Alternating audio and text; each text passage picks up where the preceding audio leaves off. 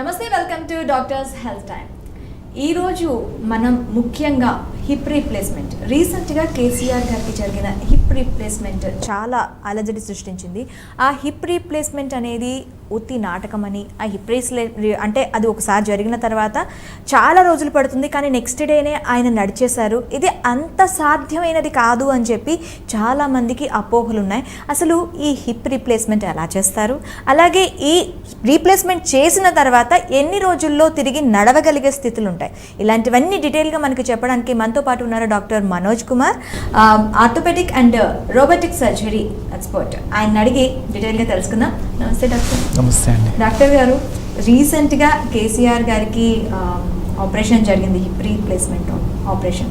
ఈ రీప్లేస్మెంట్ అనేది సాధ్యమే అంటారా? అంటే మనకి హిప్ అనేది మ్యాక్సిమం బాడీ అంతా దాని మీదే వెయిట్ అయి ఉంటుంది. ఒకసారి నడుంకి ఏదైనా అయిందంటే ఖచ్చితంగా కొలాప్స్ అయిపోయారు. అలాంటిది రీప్లేస్మెంట్ అంటూ వచ్చారు. అసలు ఈ రీప్లేస్మెంట్ అనేది ఏ టైంలో మనకి సాధ్యమవుతుందంటారు, ఏ టైంలో దీన్ని అసాధ్యంగా తీసుకోవచ్చు? సో మనం కేసీఆర్ గురించి కానీ లేదంటే ఎనీ అదర్ అదే ఏజ్లో ఉండేవాళ్ళు యాక్చువల్గా అలా హిప్ రీప్లేస్మెంట్ అంటే హిప్ ప్రాబ్లం అంటే ఫ్రాక్చర్స్ అయి ఉండొచ్చు, లేదంటే ఎనీ అదర్ ఇంజురీస్ అయి ఉండొచ్చు. సో ఇలాంటప్పుడు యాక్చువల్గా వాళ్ళు నడవలేని పరిస్థితి వస్తుంది యూజువల్గా. ఎందుకనంటే ఖచ్చితంగా సర్జరీ చేయాలనే కదా కేసీఆర్ గారు కావచ్చు, ఇంకా అలాంటి ఏజ్లో ఉండే వాళ్ళని కావచ్చు, ఖచ్చితంగా సర్జరీ చేయాలన్నారు. సో మామూలుగా కొన్ని ఫ్రాక్చర్స్లో కట్లు కడితే చాలు అని అంటారు. బట్ కేసీఆర్ గారికి కానీ ఇంకెవరికైనా అదే ఏజ్లో ఉండే వాళ్ళకి కానీ సో ఖచ్చితంగా సర్జరీ చేయాలన్నారు. దీంట్లో అర్థం ఏంటంటే అది నిలబడటానికి సపోర్ట్ ఉన్నది కంప్లీట్గా ఫెయిల్ అయింది. అండ్ అది ఫెయిల్ అయినప్పుడు దాన్ని ఖచ్చితంగా రీప్లేస్ చేసి మనం స్టెమ్ అనేది లేదంటే బాల్ మార్చడం కానీ ఇది కానీ చేస్తాం యూజువల్గా. సో దీంట్లో ఎంత తొందరగా లేచి నడవడానికి అంటే దీంట్లో రెండు రకాలుగా ఉన్నాయి, అన్సిమెంటెడ్ అండ్ సిమెంటెడ్ అని. సో అన్సిమెంటెడ్ అనేది యూజువల్గా యంగ్ ఏజ్ పీపుల్స్ కానీ ఓల్డ్ ఏజ్ పీపుల్స్ కానీ బోన్ కొంచెం బాగున్న వాళ్ళకి ఈ రీప్లేస్మెంట్ చేస్తాం. సిమెంటెడ్ అనేది ఇప్పుడు మాకు తెలిసి కేసీఆర్ గారు కావచ్చు, వాళ్ళకి సిమెంటెడ్ చేసి ఉండొచ్చు, అంటే మొదటి రోజే నడిపించగలగటం. అంటే ఆ సిమెంటెడ్ అంటే వితిన్ 6 నుంచి 10 నిమిషాల లోపల అది సిమెంట్ అనేది సెట్ అయిపోతుంది. ఆ ఇంప్లాంట్ పెట్టి కరెక్ట్గా కూర్చోబెట్టగానే సిమెంట్ సెట్ అయిపోయిందంటే అదే రోజు, అంటే మనం ఒక రోజు కాదు, ఒకవేళ ఆయనకు శక్తి ఉండి బాగుంటే అదే రోజు కూడా ఆయన లేచి నడవగలిగే స్టేజ్కి రాగలిగేటట్టు ఇప్పుడు ఉన్న రీప్లేస్మెంట్స్ వచ్చున్నాయన్నమాట. సో పేషెంట్ని ఎక్కువ కాలం బెడ్ మీద ఉంచుకుంటా ఎంత తొందరగా నడిపించగలిగితే వాళ్ళకి ఈ ప్రాబ్లమ్స్ అనేవి అంటే హార్ట్ ప్రాబ్లం కానీ ఈ డీవీటీ ప్రాబ్లం కానీ డీప్ వెయిన్ థ్రాంబస్ అంటారు, అంటే క్లాట్స్ అయ్యే ప్రాబ్లం కానీ రానివ్వకుండా ఈ రీప్లేస్మెంట్ అనేది చాలా ఉపయోగపడుతుంది. అండ్ తొందరగా వాళ్ళ వర్క్కి ఎవరైతే వచ్చారో ఏదైతే ప్రాబ్లంతో వచ్చారో వాళ్ళ వర్క్కి ఎంత తొందరగా వెళ్ళగలిగేటట్టు ఈ రీప్లేస్మెంట్స్ అనేటివి దోహదపడతాయండి డెఫినెట్గా. అంటే చాలా మందిలో ఒక అపోహ ఉందండి, ఏంటంటే హిప్ రీప్లేస్మెంట్ చేశారు అంటే చాలా మంది దగ్గర విన్నాను, లేదు ఆ ఏజ్లో నడుం విరిగిపోయిన వ్యక్తి లేచి నడవటం అంటే జస్ట్ ఏదో వాళ్ళు ఒక డ్రామా చేశారు, అంటే ఇప్పుడు అధికారంలో లేరు కదా సో అందుకనే డ్రామా చేశారు అనే అపోహ కూడా చాలా మందిలో వచ్చింది. ఇప్పుడు నిజంగా కేసీఆర్కి జరిగినది ఆపరేషన్ నిజమే అంటారా? ఖచ్చితంగా అండి. ఎందుకనంటే హిప్ రీప్లేస్మెంట్ అనేది ఏదో డ్రామా చేయడానికో దీనికి ఉండదు. యూజువల్గా అదే ఏజ్లో మీరు అన్నట్టుగా ఆ ఏజ్లో ఆస్టియోపోరోసిస్ ఉంది, అంత పెద్ద ఫ్రాక్చర్ అయ్యింది, ఆయన ఎలా నడవగలిగారు మళ్ళీ అని అంటే ఇప్పుడున్న టెక్నాలజీ కానీ ఇప్పుడున్న రీప్లేస్మెంట్స్లో వాడే ఎక్విప్మెంట్స్ కానీ జనరేషన్ 4లో వాడుతున్నాం మనం. అంటే ఫస్ట్, సెకండ్, థర్డ్ 4th జనరేషన్స్లో ఉన్నాం.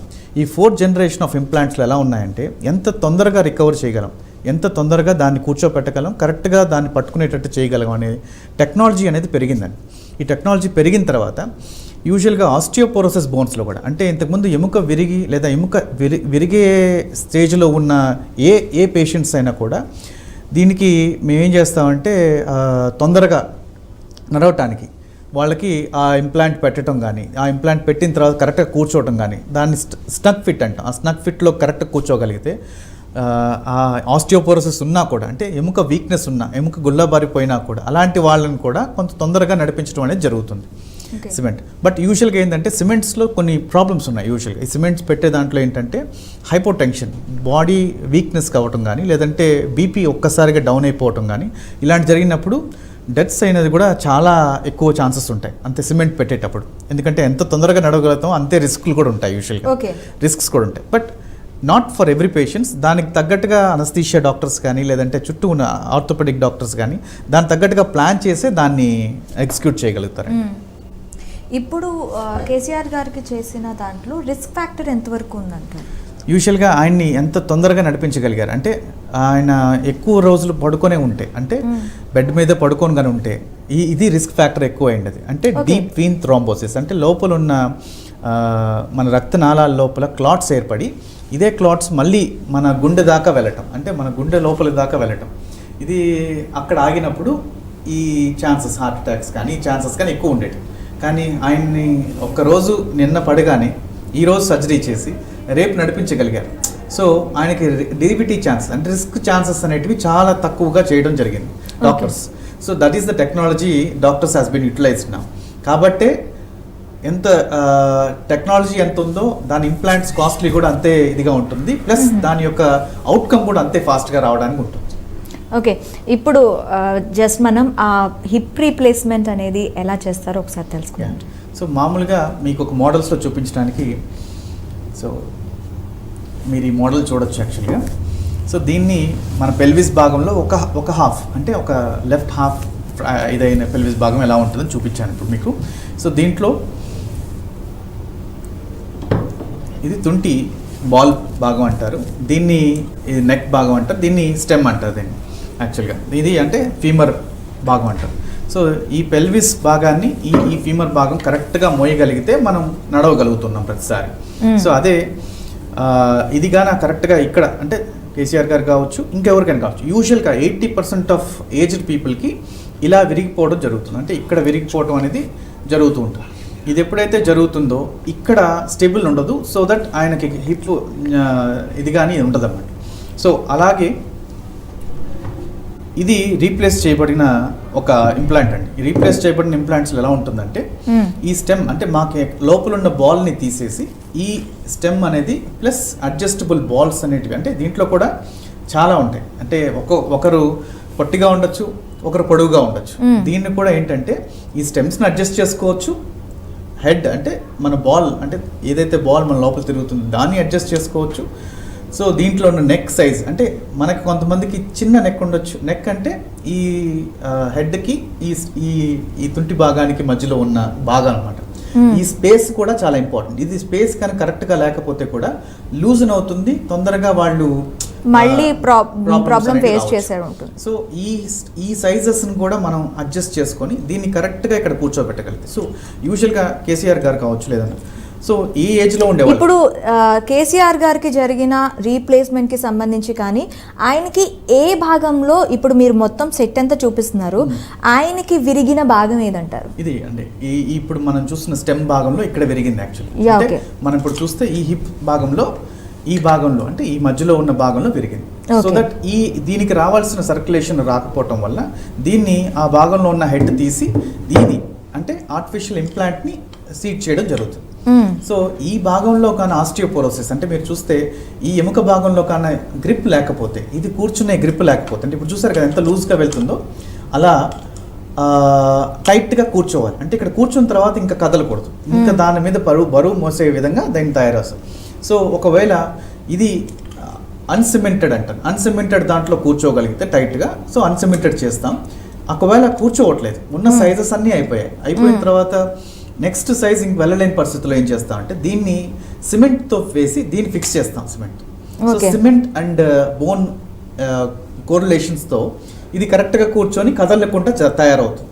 ఎప్పుడైతే కదలకుండా తయారవుతుందో అలాగే కేసీఆర్ గారు ఫస్ట్ రోజు నుంచే నడవగలడం జరుగుతుంది. ఇది ఎప్పుడైతే నడవడం జరుగుతుందో ఈజీగా ఫస్ట్ రోజు నుంచే. ఎంత తొందరగా నడిచారు అని అంటే హిప్ రీప్లేస్మెంట్ చేసుకుని తొందరగా నడవరు అంటే, బట్ నడవగలుగుతారు. వాళ్ళకి అనస్థీషియాలో కూడా చాలా రకాల అనస్థీషియాస్ ఉన్నాయి. ఇప్పుడు చేసే ఇంజెక్షన్స్ కూడా నొప్పి లేకుండా, అంటే ఆయన నడవటానికి ఫస్ట్లో మోటార్ అండ్ సెన్సిటివ్ రెండింటిని అడ్జస్ట్ చేసి చేయటం, అంటే మనం నడవటానికి వీలయ్యేటట్టుగా నొప్పి రాకుండా ఉండేటట్టుగా. సో ఈ రెండింటిని ఉండేటట్టుగా కూడా అంటే ఫస్ట్ ఆయన రాగానే న్యూస్ రాగానే ఏమని బయటకు వచ్చిందంటే ఆయన్ని డాక్టర్స్ నడిపించే దానికి చూస్తున్నారు. ఆయన ఇప్పుడు నడవడానికి కూడా చాలా ఏబుల్గా ఉన్నారు. ఆరోగ్య పరిస్థితి కుదుటపడింది, ప్రాబ్లం లేదు. ఆయన ప్రస్తుతం అయితే నడుస్తున్నారు, డాక్టర్స్ పర్యవేక్షణలో ఆయన నడిపిస్తున్నారు అని చెప్పి అన్నారు. అంటే ఇప్పుడు ఆయనకి ఇచ్చే ఎనస్థీషియా కూడాను ఆఫ్టర్ సర్జరీ కూడా పనిచేసే విధంగా ఉంటుందా? అవునండి, ఆఫ్టర్ సర్జరీ కూడా వర్క్ అయ్యే విధంగా దానికి ఒక చిన్న పైప్ లాంటిది వేసి ఆఫ్టర్ సర్జరీ కూడా కంటిన్యూ అవుతూ ఉంటుంది అనస్థీషియా అనేది. అది ఎన్ని రోజుల వరకు ఉంటుంది సార్? ఒక 3 to 5 days దాకా కూడా పెట్టుకోవచ్చు. దాన్ని పెట్టుకొని దాంతో రన్ చేస్తారు. యాక్చువల్లీ దాంతో వాళ్ళు నడిపించడం జరుగుతుంది. దానివల్ల వాళ్ళకి ఎర్లీ రికవరీ అంటే ఫాస్ట్ రికవరీ ఉంటుంది. మొదటి 3 రోజులే ఎక్కువ పెయిన్ ఉంటుందండి. సర్జరీ చేసిన మొదటి 3 రోజులు చాలా ఎక్కువ, అంటే చాలా భయంకరమైన పెయిన్ ఉంటుంది. యాక్చువల్గా నడవలేని కాదు అసలు. ఆ పెయిన్ మనం కత్తితో కోస్తే ఎలా ఉంటుంది అలాంటి సర్జికల్ నైఫ్తో మనం ఒక భాగాన్ని కోసి చేస్తున్నాం. లోపల విరిగిన నొప్పి ఎలా ఉందో దానికన్నా ఇంకా డబల్ పెయిన్ ఉంటుంది. సో ఆ పెయిన్ లేనప్పుడు దాని మీద అంటే స్టేబుల్గా ఉన్నప్పుడు హిప్ తనలో నడవటానికి ఎటువంటి ప్రాబ్లమ్స్ ఉండదు, అతను నడిపించగలరు ఈజీగా. ఓకే, ఇప్పుడు కేసీఆర్కి జరిగిన ఇంప్లాంటేషన్కి సంబంధించి ఆ సర్జరీ సిమెంటెడా నాన్ సిమెంటెడా? అది సర్జన్స్ అనేది డిసైడ్ చేసి వేసుంటారండి. మేబీ అంటే అక్కడ ఆయనకున్న పరిస్థితిని బట్టి అంటే అన్సిమెంటెడే యూజువల్గా చేస్తాం. యూజువల్గా అన్సిమెంటెడ్ చేయటం వల్ల ప్రాబ్లమ్స్ అనేవి చాలా వరకు తక్కువ ఉంటాయి. కానీ కేసీఆర్ గారికి ఆస్టియోపోరోసిస్ అంటే ఎముక వీక్నెస్ కానీ ఎక్కువగా ఉండుంటే, మిగతా ప్రాబ్లమ్స్తో ఏమన్నా ఉండి ఎముక వీక్నెస్ కానీ ఎక్కువ ఉంటే, లేదా ఆల్రెడీ కార్డియాక్ డ్రగ్స్ ఏదైనా యూస్ చేస్తుండి దానివల్ల ఏదైనా వీక్నెస్ ఉంటే కూడా సిమెంటెడ్ ఈజ్ ద ఐడియల్. ఎందుకంటే ఆయన తొందరగా నడిచారంటేనే ఖచ్చితంగా ఆ వయసులో వాళ్ళకి సిమెంట్ వేసుంటారు, లేదా బోన్ చాలా బాగా ఉండటం వల్ల దాన్ని అలా కూర్చోబెట్టడం జరుగుతుంది. ఓకే, ఒకసారి రీప్లేస్మెంట్ చేసిన తర్వాత దాంట్లో కాంప్లికేషన్స్ ఎలా ఉంటాయి సార్? యూజువల్గా హిప్ రీప్లేస్మెంట్ అనేది అంటే మనం తుంటి ఎముకని కంప్లీట్గా చేంజ్ చేసినట్టు. సో ఇంతకు ముందు రోజుల్లో ఒక 10 సంవత్సరాలు ఉండేటట్టు ఇంప్లాంట్ ఉంటే ఇప్పుడు 20 నుంచి 30 సంవత్సరాల ఇంప్లాంట్ దాకా ఉండేటట్టు ఉంది. సో అంటే ఇంప్లాంట్ చేసిన భాగం కూడా కొన్ని రోజులకి పాడైపోతుందంట. ఏదైనా కూడా ఇది కూడా high quality metal. Any metal they have wear and tear. అంటే ప్రతి మెటల్కి వేర్ అండ్ టేర్ అనేది ఉంటుంది. మనం రోజు వాడుతుంటే ఎలా అరిగిపోతాయో అలాగే హిప్ ఇంప్లాంట్స్ కూడా అరిగిపోతుంటాయి. సో బట్ దీని హై ఎనర్జీ ఇంప్లాంట్స్ కాబట్టి సో దీంట్లో అరుగుదల అనేది చాలా రకాలుగా అంటే ఎన్నో వేల సార్లు ట్రై చేసి ఎన్నో లక్షల సార్లు దాన్ని చెక్ చేసిన తర్వాత చేస్తారు ఇది. సో దానివల్ల ఎన్నో మూమెంట్స్ని తట్టుకునే విధంగా అన్ని మూమెంట్స్ని తట్టుకునే విధంగా తయారు చేయడం వల్ల ఎక్కువ కాలం మన్నికి వచ్చేటట్టుగా అంటే ఒక ఇంతకు ముందు రోజుల్లో 5 నుంచి 10 ఏళ్ళు వచ్చేది చాలా కష్టంగా ఉండదు. ఇప్పుడు దాని డబల్ అంటే 20 ఏళ్ళు దాకా వచ్చేదానికి కూడా ఇంప్లాంట్స్ వేసే దీంట్లో ఉన్నాయి. యూజువల్గా కాంప్లికేషన్స్ మీరు అడిగినట్టుగా ఇంతకుముందు కాంప్లికేషన్స్ ఎలాంటివి ఉంటాయి. యూజువల్గా all surgery has all complications అండి. ప్రతి సర్జరీ డాక్టర్ గారు ఆ పేషెంట్కి బాగా అవ్వాలని అన్ని ప్రయత్నాలు చేస్తారు. సో దీంట్లో మేజర్ వచ్చే కాంప్లికేషన్స్ ఏంటంటే ఇన్ఫెక్షన్స్. సో దీనికి యూజువల్ గా మేము కేసీఆర్ గారు కూడా మొన్న చాలా వరకు అందరికీ చెప్తున్నారు ఏంటంటే ఎవరు కలవడానికి రావద్దు, ఇన్ఫెక్షన్స్ వచ్చే ఛాన్సెస్ ఎక్కువ ఉంటాయి. అంటే లోపల ఉండే నాకు ఒకటే డౌట్, లోపల ఉండే పార్ట్ కి బయట నుంచి అంటే already the closed and complete గా దానికి స్టిచెస్ వేసేసి దాని మీద మళ్ళీ లేయర్స్ వేసి అంతా కూడాను కంప్లీట్ గా దాన్ని క్లోజ్ గా ఉంచుతారు. అలాంటి దాంట్లోని ఈ ఇంప్లాంట్స్ కి ఎలా ఇన్ఫెక్షన్స్ వస్తూ ఉంటాయి? సో అదే అండి, చాలా మంది క్వశ్చన్స్ ఈజీగా తీసుకుంటారు. బట్ దీన్ని చాలా ఇంపార్టెంట్ అండి. ఏ హాస్పిటల్స్లో అయినా ప్రతి హాస్పిటల్లో సర్జరీ అయిన తర్వాత కలవద్దండి, పరామర్శించొద్దండి. లేదంటే వీళ్ళు వచ్చిన వాళ్ళు లేదంటే ప్యాకెట్స్ తీసుకురావటము, లేదంటే వాళ్ళు బయట నుంచి షూస్ వేసుకొని రావటము, లేదంటే డ్రెస్సెస్ మీద పడిన డస్ట్ ఉండొచ్చు, వాళ్ళు ఎక్కడి నుంచైనా వచ్చి ఉండొచ్చు. వీళ్ళు వచ్చి మన ఆ పేషెంట్ యొక్క బెడ్ని టచ్ చేయటము, లేదంటే వాళ్ళు స్నీజ్ చేసి ఉండొచ్చు. ఆ చేతులతోనే మనకు తెలియకుండా అంటే మనం మర్చిపోయి ఉంటాం, బట్ మన అదే చేతులతో దాన్ని పట్టుకోవటం కానీ షేక్ హ్యాండ్ ఇవ్వటం కానీ ఇలాంటివి చేస్తుంటాం. సో ఇదే ఆయన ముక్కు దగ్గరకు కానీ నోటి దగ్గరకు కానీ చేతులు తీసుకెళ్తే అంటే మన కోవిడ్ టైంలో ఎలాంటి ఇబ్బందులు పడ్డాము అంటే గాలిలో నుంచి రాగలుగుతున్నప్పుడు సో మన ముక్కులో నుంచి కూడా అంటే మనం మాస్క్ వేసుకున్నా కూడా కొంత భాగం ఎంతో కొంత భాగాన్ని ముక్కులోంచి ద్వారా వెళ్తుంది. మాస్క్ వేసుకున్న వాళ్ళు ఇక్కడ కోవిడ్ వచ్చిందండి. సో ఖచ్చితంగా సో ఎప్పుడైతే ముక్కులోంచి వెళ్ళడం జరుగుతుందో లంగ్స్కి వెళ్తుంది. లంగ్స్కి వెళ్తే అది బ్లడ్ స్ట్రీమ్ లోకి వెళ్ళడానికి ఈజీగా ఉంటుంది. ఓకే, సో బ్లడ్ స్ట్రీమ్ లోకి వెళ్తే అది ఎక్కడికి బాడీలో తల వరకు కింద కాలు వరకు ఎక్కడికైనా వెళ్ళొచ్చు. సో మనం ఇమ్యూనిటీలో వీక్గా ఉన్నాం, బాడీలో ఈ బోన్ చాలా వీక్గా ఉంది, అతను సివియర్ పెయిన్తో ఫేస్ అవుతున్నాడు. ఇలాంటి టైంలో బాడీ చాలా ఇమ్యూన్ సిస్టమ్ చాలా తక్కువ ఉంటుంది, ఎందుకంటే బాడీ ఇమ్యూన్ సిస్టమ్ దాన్ని బాగు చేయడానికి ట్రై చేస్తుంటుంది. ఇప్పుడు మన బాడీని వీక్ చేసుకుంటే ఇన్ఫెక్షన్స్ అనేటివి చాలా ఈజీగా రావడం జరుగుతుంది. ఫీవర్ కానీ ఇన్ఫెక్షన్స్ కానీ రావడం చాలా ఈజీగా జరుగుతుంది. అందుకనే ఎవరిని కూడా పరామర్శించొద్దు, ఎవరిని కూడా దగ్గరికి రానివద్దు అని అంట. ఇది కేసీఆర్ గారు విఐపి అండ్ వివిఐపి కావచ్చు, బట్ అలాంటి ఆయనకి కూడా సందర్శన అనేది అంటే ఎక్కువ సందర్శన రావడం వల్ల ఛాన్సెస్ ఆఫ్ ఇన్ఫెక్షన్స్ అనేటివి ఎక్కువ ఉంటాయి. సో దాన్ని చాలా వరకు అవాయిడ్ చేయడం అనేది చాలా ముఖ్యం అండి. ఇది కేసీఆర్ గారు కాదు, అందరికీ అంటే ఈ పబ్లిక్ అందరికీ కూడా ఇది చాలా ఇంపార్టెంట్. అది not only KCR and public కూడాను ఇది ఇంపార్టెంట్ అంటారు. అంటే ఇది బోన్ ఇన్ఫెక్షన్స్లో బోన్ అంటే ఒకసారి రీప్లేస్మెంట్ అయ్యే బోన్కి ఇన్ఫెక్షన్ అనేది ఏ విధంగా వస్తుంది, ఒకవేళ ఇన్ఫెక్షన్ వస్తే ఎలాంటి ప్రాబ్లమ్స్ మళ్ళీ ఫేస్ చేయాల్సి ఉంటుంది? సో ఇప్పుడు అదే ఇంప్లాంట్కి మనం ఇన్ఫెక్షన్ అంటే ఆల్రెడీ ఇన్ఫెక్షన్ స్టార్ట్ అయ్యింది అని అనుకున్నాం, అంటే ఆల్రెడీ స్టార్ట్ అయిపోయింది, ఇన్ఫెక్షన్ వచ్చేసింది. సో అలాంటి వాళ్ళు ఏం చేస్తారంటే యూజువల్గా ఫస్ట్ ఫీవర్తో రిప్రజెంట్ అవుతారు, లేదంటే అక్కడ ఎక్కువ పెయిన్ దాంతో రిప్రజెంట్ అవుతారు. దాంట్లో నుంచి లేదంటే పస్ రావటమో లేదంటే దీని రావటమో స్టార్ట్ అవుతుంది. సో దాన్ని స్వాబ్ పంపించినప్పుడు ఇన్ఫెక్షన్స్ ఉన్నాయని మనకి ఈజీగా తెలుసుకోవడం జరుగుతుంటుంది. యూజువల్ ఈ ఇన్వెస్టిగేషన్స్లో కానీ దీంట్లో కానీ తెలుసుకోవడం జరుగుతుంది. ఈఎస్ఆర్ ఎలివేషన్స్లో కానీ సిఆర్పి అనేది ఒక చిన్న చిన్న బ్లడ్ టెస్ట్లు చేస్తాం, దాంట్లో ఎలివేషన్స్లో తెలుస్తూ ఉంటాయి యాక్చువల్గా. సో వీళ్ళకి ఇన్ఫెక్షన్ అయింది అని తెలిసిన తర్వాత ఖచ్చితంగా ఇంప్లాంట్ అనేది లోపల ఉంచామండి. సో ఇంప్లాంట్ అనేది మొత్తం తీసి బయట పెట్టాల్సిందే. ఎందుకు అనంటే మనం ఇచ్చే ఏ యాంటీబయాటిక్స్ అయినా బోన్ లోపలికి చొచ్చుకుపోతుంది, రక్తనాళాల లోపల నుంచి బయటికి రావడం జరుగుతుంది, కండరాల్లోకి వెళ్తుంది, అన్నిటికి వెళ్తుంది.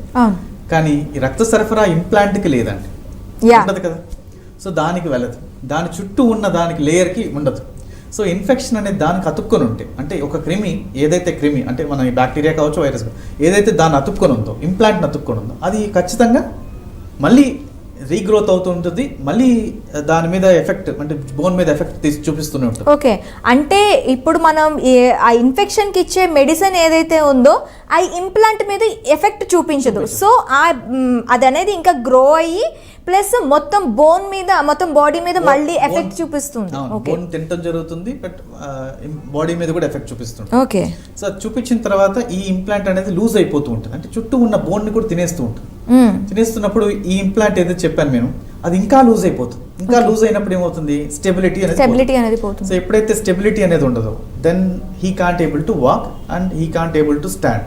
అది నిలబడలేరు, వాక్ చేయలేరు, నొప్పి ఎక్కువగా ఉంటుంది, జ్వరం వస్తూ ఉంటుంది, ప్రతిదీ పెరుగుతూ ఉంటాయి.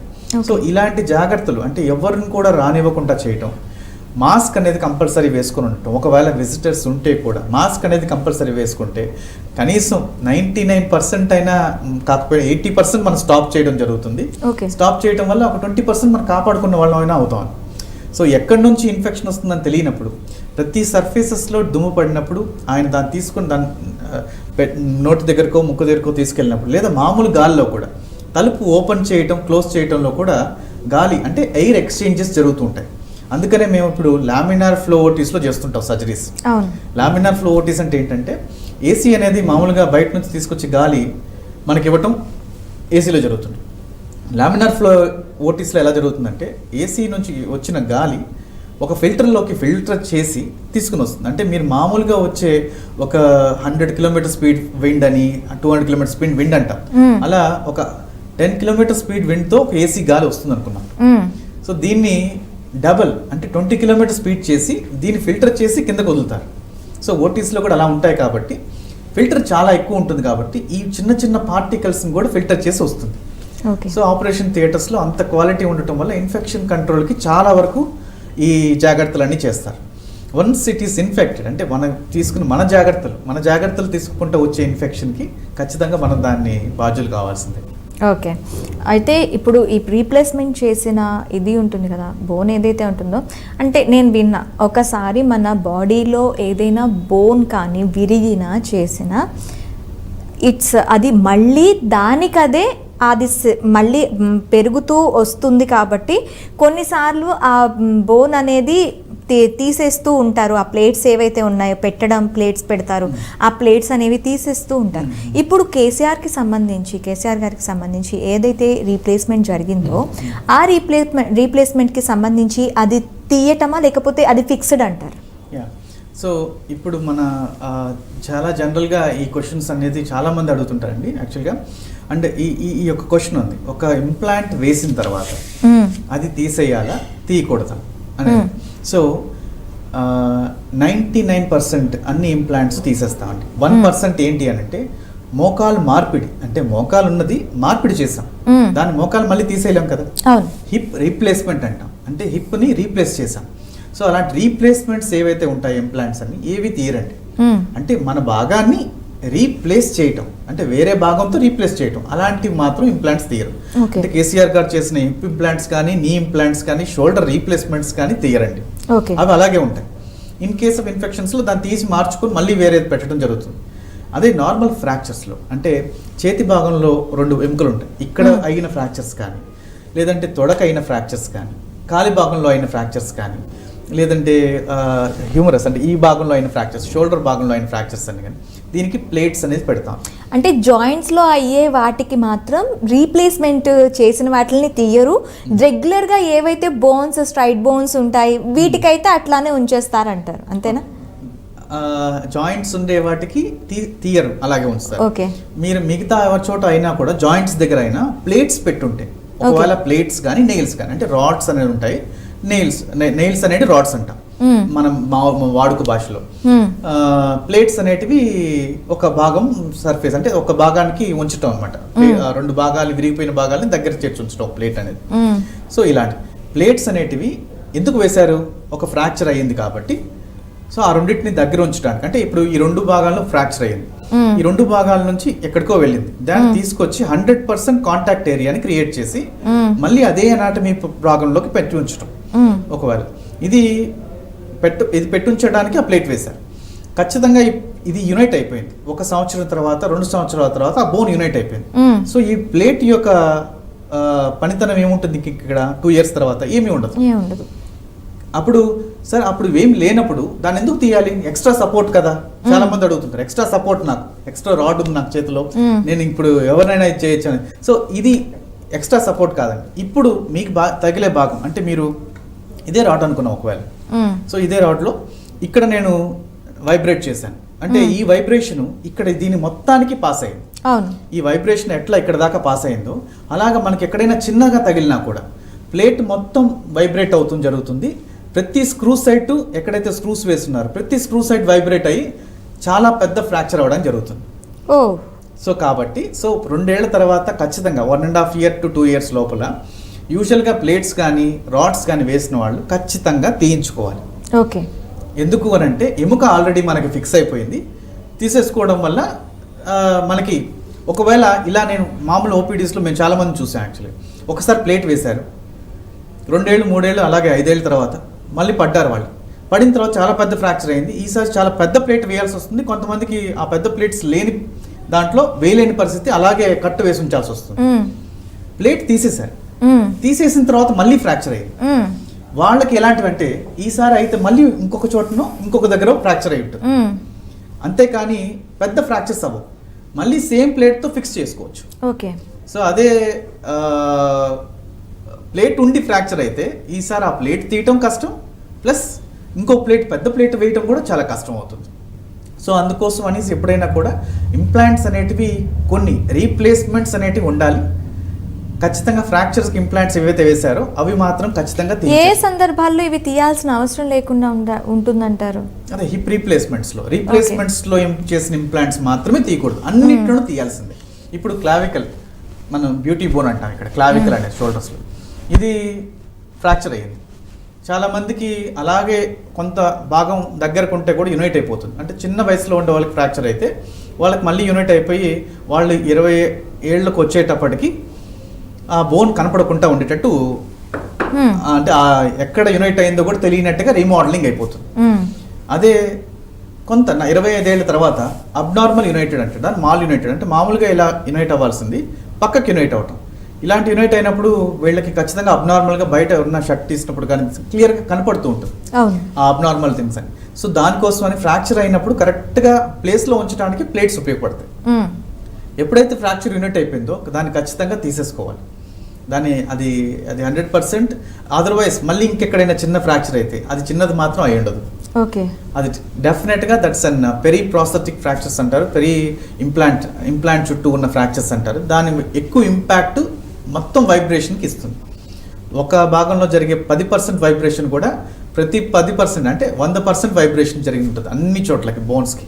ఓకే, అంటే ఆ ఒక్క ఏరియాతో కాకుండా మొత్తం బాడీ అంతటికి కూడాను ఆ ఇదనేది, ఆ ఎఫెక్ట్ అనేది పడుతుంది.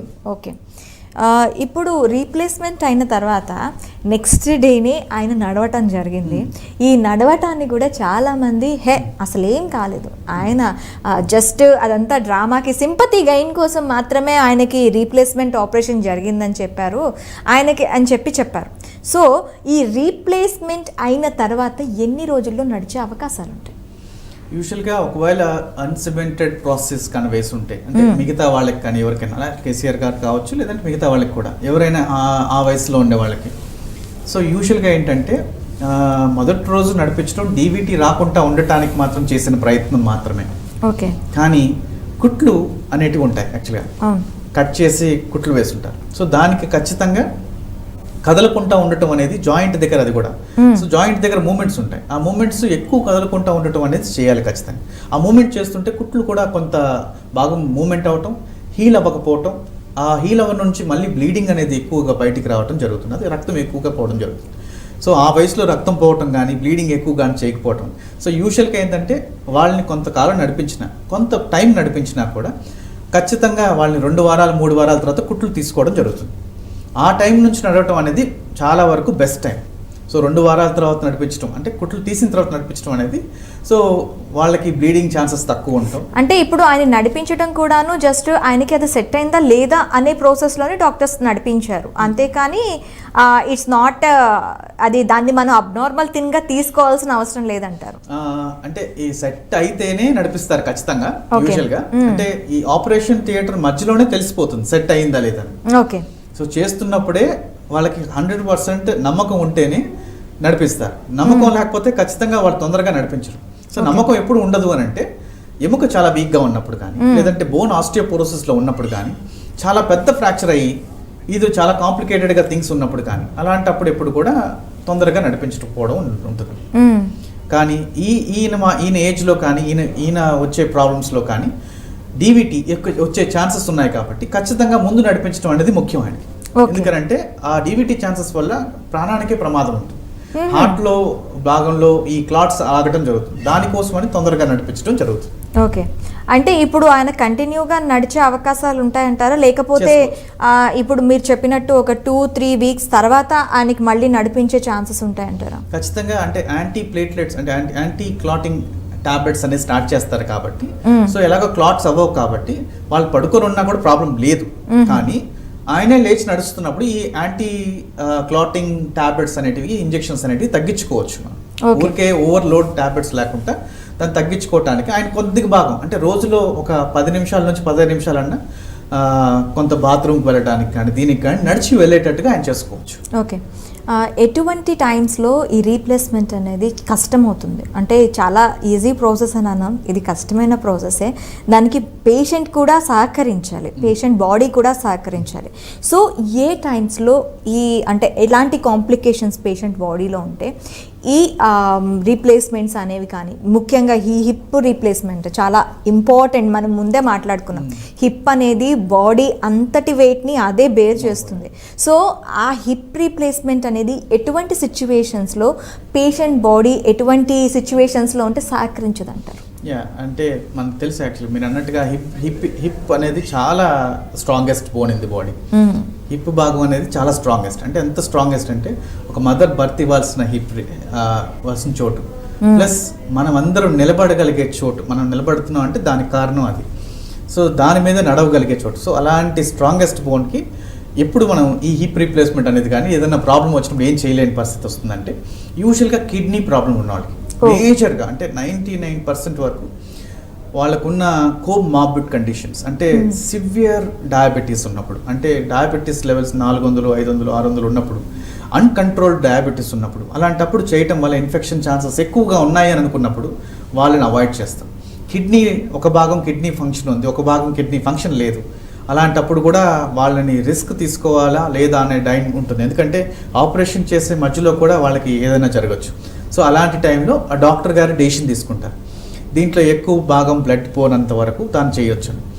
యూజువల్గా రెండోది ఈ ఆస్టియోపోరోసిస్, అంటే ఎముక వీక్గా ఉందనుకోండి, చాలా వీక్గా ఉంది అంటే మనం వేసే ఇంప్లాంట్ కాదు, స్ట్రాంగ్గా ఉంది, బట్ ఆ బోన్ తీసుకోలేదు, విరిగిపోయే ఛాన్సెస్ ఎక్కువ ఉన్నాయి. అలాంటప్పుడు కూడా వాళ్ళని కొంత భాగం రెస్ట్లో ఉంచి ఎముకని బాగయ్యేదానికి ఆస్టియోపోరోసిస్ ఇంజెక్షన్స్ అని. సో ఇంజెక్షన్స్ చేసి కొంత భాగం వాళ్ళు డెవలప్ చేసుకున్న తర్వాత చేయటం. సో ఇలాంటి సిచ్యువేషన్స్ అంటే ఇది మేజర్ సిచ్యువేషన్స్ అండి. మిగతావన్నీ చిన్న చిన్న సిచ్యువేషన్స్. అంటే కొంతకాలం అంటే బ్లడ్ థిన్నర్స్ వాడే వాళ్ళు కూడా, హార్ట్ గురించి బ్లడ్ థిన్నర్స్ వాడుతుంటారు. వాళ్ళని కూడా ఈ రోజు వచ్చారు, రేపే సర్జరీ చేద్దామని అనుకోరు. యాక్చువల్గా ఖచ్చితంగా వాళ్ళని 5 రోజులు హార్ట్ టాబ్లెట్స్ని ఆపమంటాం. అది ఎందుకు ఆపాలి అని అంటే, బ్లీడింగ్ అంటే రక్తం పలచపడటానికి గుండె డాక్టర్ గారు టాబ్లెట్స్ ఇచ్చారు. ఈ రక్తం పలచబడడానికి ఇచ్చినప్పుడు మేము సర్జరీ చేసేటప్పుడు within 1 minute 300 ml or within 10 minutes 600 ml of బ్లడ్ని ఫాస్ట్గా వెళ్ళిపోయేటట్టుగా మనం పోతూనే ఉంటుంది. ఈ పల్చగా అవ్వటం వల్ల తొందరగా లాస్ అవుతుంది, బ్లడ్ బయటికి రావడం జరుగుతుంది.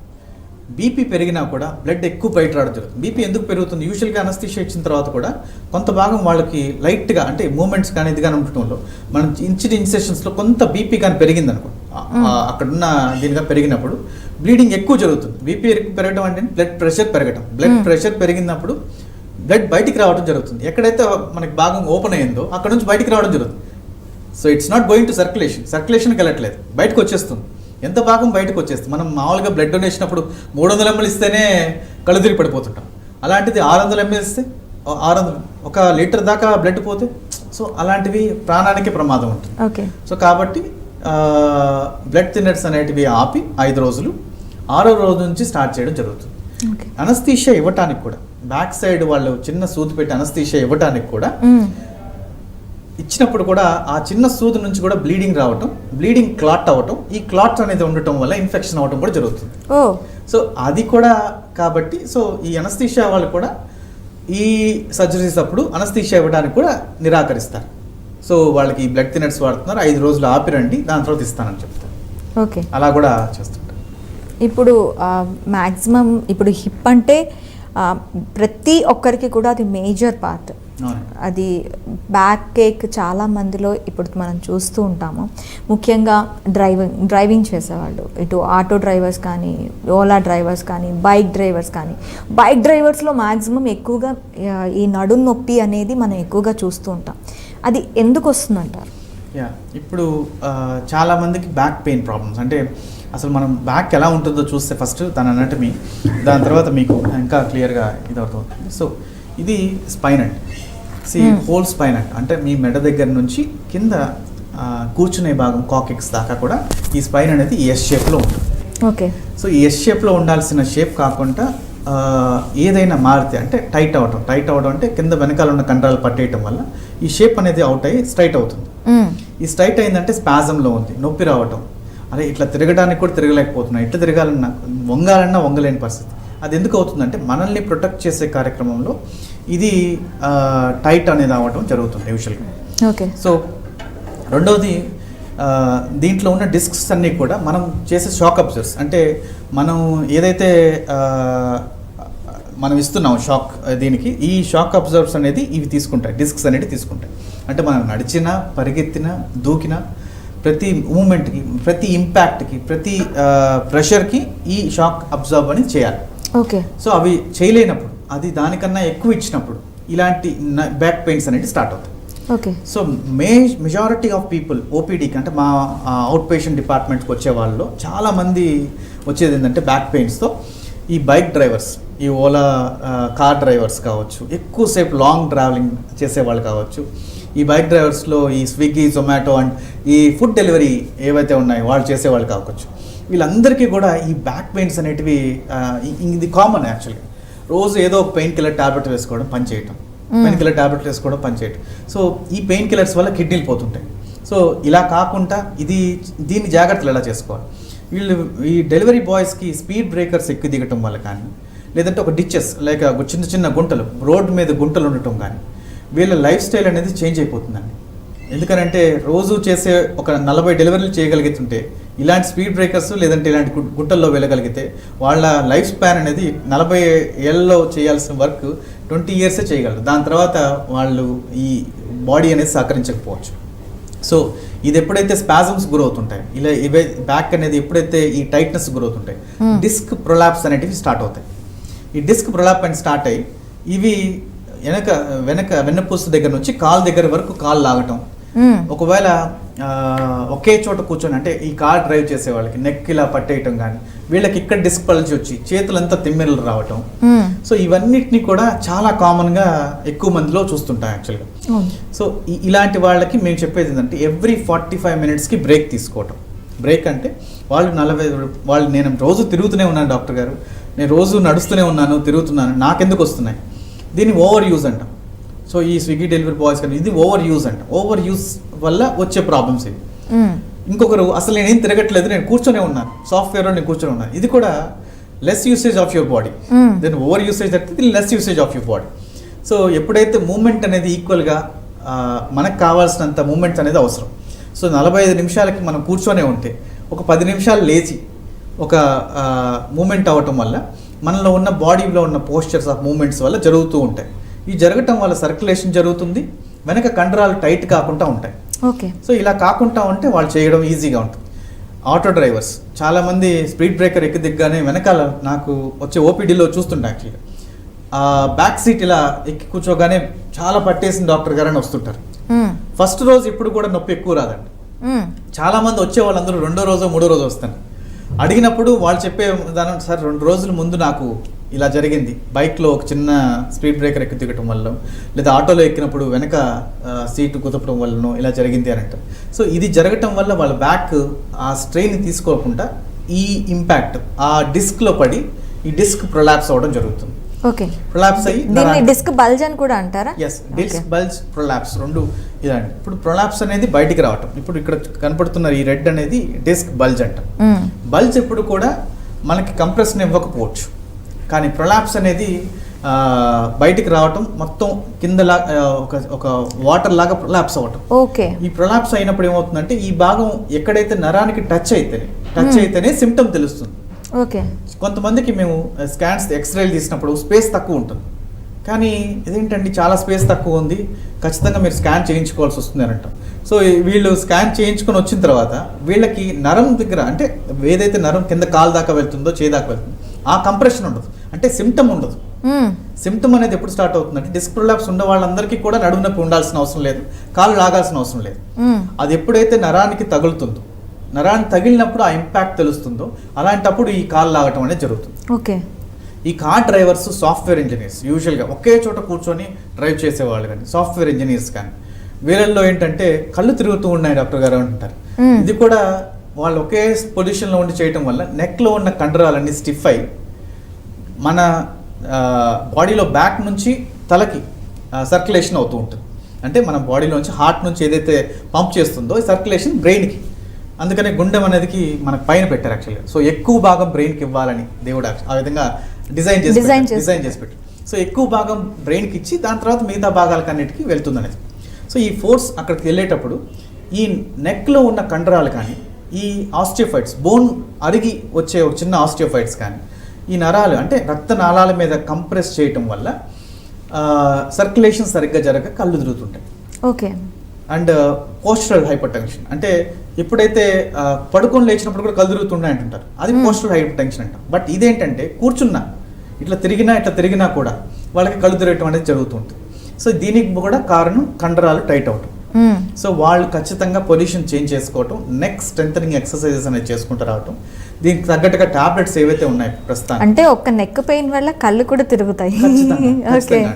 మూడు విభాగాలు ఉంటాయి. కళ్ళు తిరగటానికి వాస్కులర్ డాక్టర్ గారు చూస్తారు, వాస్కులర్ కంప్రెషన్స్ ఏమన్నా, వాసో కంప్రెషన్స్ ఏమైనా ఉన్నాయని. ఈఎన్టీ డాక్టర్ గారు చూస్తారు, అంటే ఈఎన్టీ అంటే చెవు లోపల భాగంలో కూడా ఏదైనా టినిట్ అంటే వినికిడి లోపల ఉన్నా కూడా సరిగ్గా టినిట్ అంటే లోపల జరగాల్సిన కరెక్ట్గా ఈక్విలిబ్రియం అంటాం, అది సరిగ్గా జరగకపోయినా అది మనకి సెంటర్లో ఉండాలి. అది కాకుండా ఇటు జరిగినా అటు జరిగినా కూడా మనం కళ్ళు తిరిగి పడగలుగుతుంటాం. మూడవది ఆర్థోపెడిక్స్. యాక్చువల్గా ఆర్థోపెడిక్స్లో ఏంటంటే కండరాలు గట్టిగా ఉండటం, సర్క్యులేషన్ సరిగ్గా జరగకపోవటం, ఆస్టియోఫైట్స్ ఈ ఎముక భాగం నుంచి ఈ ఈ రక్తనాళాలకి కొంత అలా ప్రెస్ చేయటం. దానివల్ల ఏమవుతుందంటే రక్తనాళం ఇలా రౌండ్గా ఉన్నది కొంత ప్రెస్ అయింది అనుకోండి, రక్త సరఫరా బ్రెయిన్ అందేది తగ్గుతుంది. ఆగింది అని అంటే నాకు తెలుసు. సో ఖచ్చితంగా అది ఇట్స్ వెరీ డిఫికల్ట్ టాస్క్. బ్రెయిన్లో హెమరేజెస్ వస్తాయి, ఆగిపోతుంది. దాన్ని చాలా ఇట్స్ కాంప్లికేటెడ్ స్టేజ్. మన బాడీ అనేది మన బ్రెయిన్ హార్ట్ పంప్ చేసినంత వరకు బ్రెయిన్కి కరెక్ట్గా పనిచేస్తుంటాయి. మనం రోజులో ఎక్కువ భాగం కూర్చొని ఉండటం వల్ల కూడా, ఒకే చోట కూర్చున్నా కూడా మన కళ్ళు తిరగటం అనేది జరగవచ్చు. ఎందుకంటే స్టిఫ్ అయిన భాగం నుంచి సర్క్యులేషన్ జరగక అప్పుడు నెక్ పెయిన్ రావటం, ఈ కళ్ళు తిరుగుతూ ఉండటం అనేది చాలా జనరల్గా జరుగుతుంటాయి. ఓకే, ఇప్పుడు మీరు ఈ ఆటో డ్రైవర్స్కి గురించి చెప్పారు, అండ్ సాఫ్ట్వేర్లో కూడాను ఎక్కువగా డిస్క్ బల్జెస్ గురించి ఎక్కువగా వింటూ ఉంటామండి. సాఫ్ట్వేర్ పీపుల్స్లో మ్యాక్సిమం అందరూ కూడాను డిస్క్ బల్జ్తో బాధపడుతున్న వాళ్ళు చాలామంది, నేను చాలా బయట ఫ్రెండ్స్లోని చూసాను అండ్ ఫ్యామిలీలో ఎక్కువగా డిస్క్ బల్జ్. ఈ డిస్క్ బల్జ్ అంటే ఏంటి? ఆ బల్జ్ రావటం వల్ల కొంతమందికి ఆపరేషన్ కూడా చేస్తూ ఉంటారు. సో ఈ బల్జెస్ ఎలా వస్తాయి? ఈ బల్జెస్ వల్ల ఏంటి ప్రాబ్లం? ఆ బల్జ్ ఉంటే ఎలాంటి ట్రీట్మెంట్స్ ఉంటాయి? ఓకే, సో డిస్క్ బల్జ్ అనేది మీకు ఈ స్పైన్లో చూస్తే ఇంకా క్లారిటీ ఉంటుందండి. దీంట్లో మీకు ఇక్కడ ఈ రెడ్ కలర్లో భాగం అనేది డిస్క్ బల్జ్ అనేది.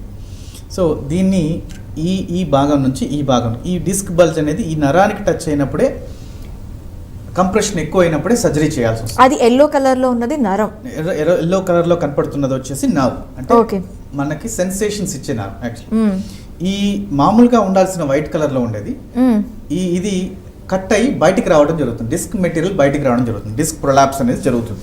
అది ఏ సందర్భాల్లో అలా కట్ అవడం జరుగుతుంది? యూజువల్గా ఏంటంటే అబ్నార్మల్ పొజిషన్స్లో లిఫ్ట్ చేయడం, ఏదైనా వెయిట్స్ లిఫ్ట్ చేయడం, యూజువల్గా జిమ్కి వెళ్ళే వాళ్ళు కావచ్చు, బైక్ నడిపే వాళ్ళు కావచ్చు, స్పీడ్ బ్రేకర్స్ ఎక్కి దిగే వాళ్ళు కావచ్చు, ఒక చిన్న డిచెస్ గుట్టల్లో దిగి వెళ్ళే కావచ్చు, బరువులు తల మీద పెట్టుకొని మోసే వాళ్ళలో కావచ్చు, వంగి లేచే వాళ్ళు కావచ్చు.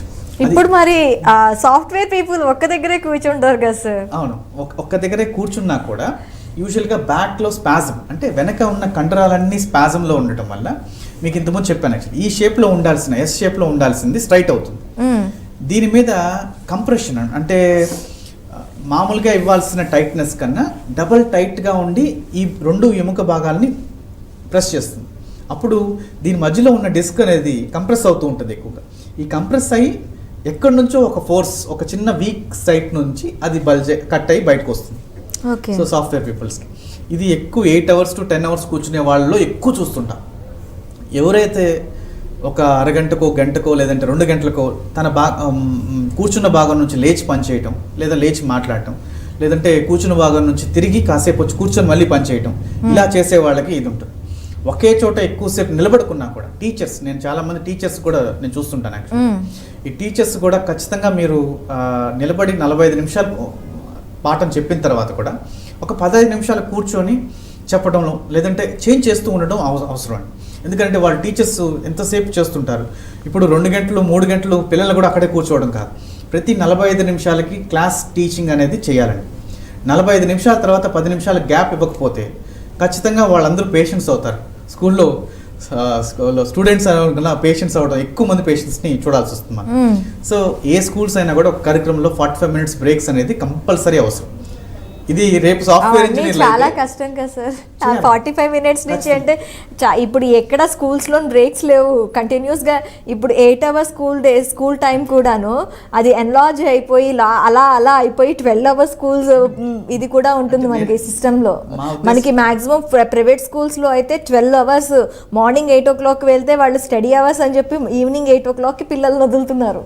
మేబీ వాళ్ళ కెరియర్లో నెక్స్ట్ ఎదగాల్సిన కెరియర్లో వాళ్ళు పేషెంట్స్ లేదంటే ప్రాబ్లమ్స్తోనే ఉంటారు. కానీ వాళ్ళు సక్సెస్ఫుల్ కెరియర్ని లీడ్ చేయాలంటే వాళ్ళ హెల్త్ అనేది చాలా ఇంపార్టెంట్ అండి.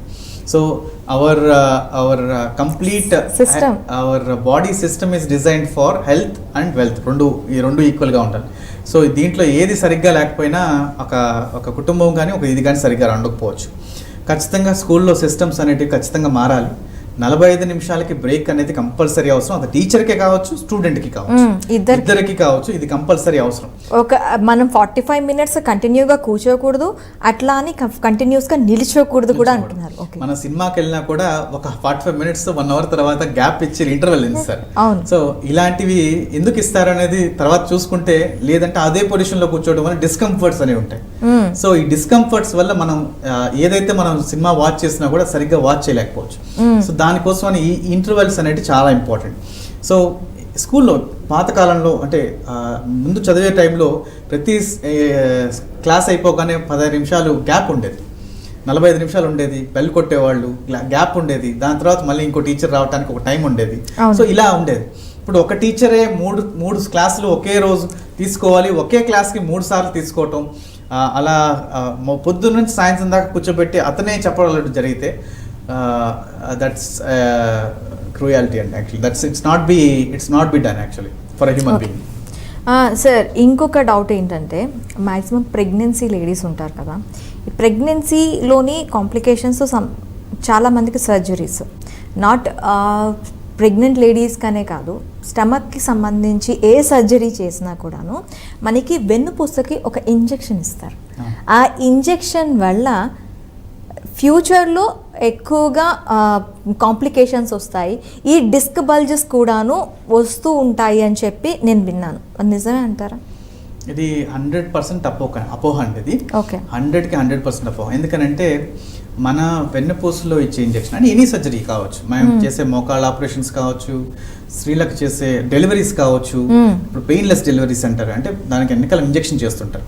సో వీళ్ళందరికీ కూడా ఆ ఇంజెక్షన్ యొక్క సైజు మీ వెంట్రుక ఎలా ఉంటుందో అంతే సైజులో ఉంటుంది ఆ ఇంజెక్షన్. అంటే మామూలుగా మేము చేసే నార్మల్ ఇంజెక్షన్ కూడా కాదు. అంటే మీరు మామూలుగా డాక్టర్ దగ్గరికి వెళ్తే చేతికో ఇక్కడ తొడభాగానికో ఇంజెక్షన్ చేస్తారు, ఆ ఇంజెక్షన్ ఉన్న సైజులో కూడా ఉండదు. అంటే మీ వెంట్రుక ఎలా ఉంటుందో దానికి అలాంటి సైజులో ఉన్న ఇంజెక్షన్ అన్నమాట.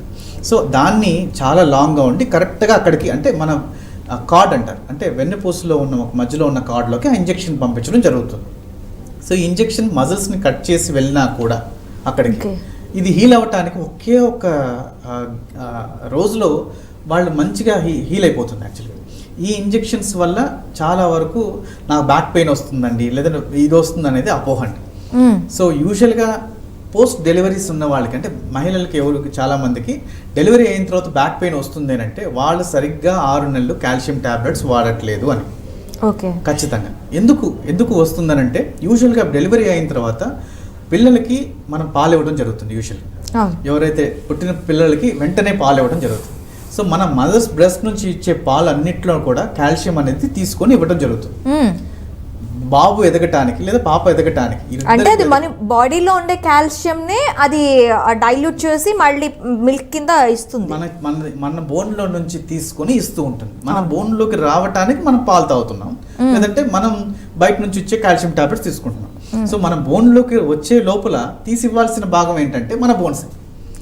సో మన బోన్స్ నుంచి తీసి మనం పాలలాగా మన పిల్లలకి ఇస్తాం. సో ఇది ఎప్పుడైతే ఇవ్వడం జరుగుతుంటుందో, ఎప్పుడైతే వీళ్ళు కాల్షియం టాబ్లెట్స్ మానేస్తారో, బోన్లో నుంచి తీసి ఇవ్వటం, అంటే నెక్స్ట్ జనరేషన్కి ఏదైతే జరగాల్సిందో అది జరుగుతూనే ఉంటుంది. కానీ వీళ్ళకి కావాల్సిన బోన్ స్ట్రెంథనింగ్ రాక బ్యాక్ పెయిన్ అనేది స్టార్ట్ అవుతుంది. ఓకే. అండ్ ఈ డెలివరీ టైంలో కూడా, ఈ 6 నుంచి 7 రోజులు, 7 నుంచి 9 నెలల ఈ టైంలో కూడా, 7 నుంచి 9 నెలల టైంలో యూజువల్గా బరువును మోయడం జరుగుతుంది. బ్యాక్ యొక్క స్ట్రెయిన్ అనేది, స్ట్రెంగ్త్ అనేది కూడా ఉండాలి. స్ట్రెంగ్త్ లేని వాళ్ళకి, మొయ్యలేని వాళ్ళకి కూడా, ఈ భాగంలో ఉన్న వాళ్ళకి యూజువల్గా బ్యాక్ స్ట్రెయిన్ అవ్వటం జరుగుతుంది. చాలామంది డెలివరీకి ముందు కూడా చాలామంది మా దగ్గరకు వస్తుంటారు. అంటే ఇప్పుడు కొంత అవగాహన ఉంది. చాలామందికి ముందు ప్రతి డెలివరీస్లో డెలివరీకి ముందు ఒక నెల 2 నెలల ముందు కరెక్ట్గా బ్యాక్ పెయిన్ ఎక్కువ సివియర్గా స్టార్ట్ అయిపోయింది, పడుకోలేని పరిస్థితి, అటు ఇటు తిరగలేని పరిస్థితి అని వస్తుంటారు. దీనికి కారణం ముందుగా ప్లాన్ చేసుకోకపోవడం. సో బోన్ అనేది ముందుగా స్ట్రెంథెన్ చేసుకొని డెలివరీకి కూడా మనం ముందు ప్లాన్ చేసుకొని ఉండాలి యూజువల్గా. ఓకే. సో ఇప్పుడు అలాంటి ఎరా వచ్చేసింది. యాక్చువల్లీ ఖచ్చితంగా మీరు డెలివరీ ప్లాన్ చేసుకుంటున్నారు అంటే, సో మనం అనుకుంటున్నాం కన్సీవ్ అవుతున్నాం అని ప్లాన్ చేసుకుంటున్నాం అంటే, ముందుగా మనం తీసుకోవాల్సిన డైట్ అనేది కూడా షెడ్యూల్ చేసుకోవాలి. డైట్ షెడ్యూల్ చేసుకుంటే, బ్యాక్ స్ట్రెంథనింగ్ చేసుకుంటే, you are prepared for your conceiving, you are prepared for your pregnancy, everything. మన స్ట్రెంథన్ ఉండడం బట్టే కదా మనం నెక్స్ట్ జనరేషన్కి ఇస్తాం.